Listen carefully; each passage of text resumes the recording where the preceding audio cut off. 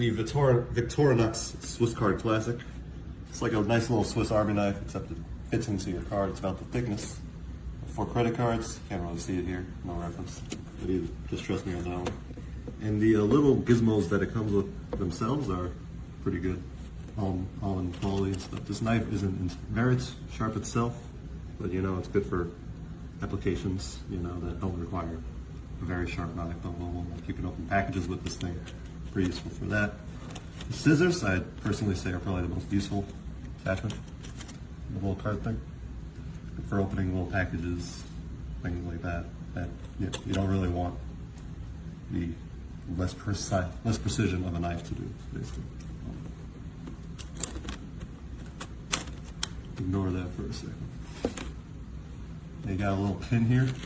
It's good for, like, you know, opening up that little part of your iPhone, get your SIM card out if you need it, or just like, you know, any other application of a pin.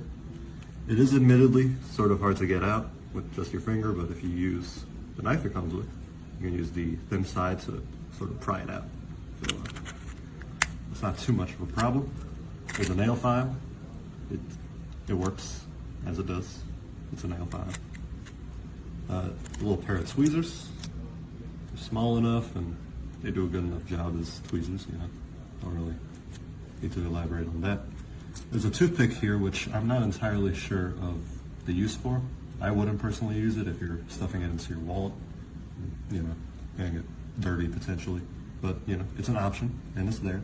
Or it functions as another sort of stylus tip tool. And then lastly, we have this little pen. It does function, except it's also a little hard to write with at times because it's so small and there isn't too much ink in there. And when you run out, you probably have to get a new one, and there isn't many replacement options. But it has its function and it has its purpose.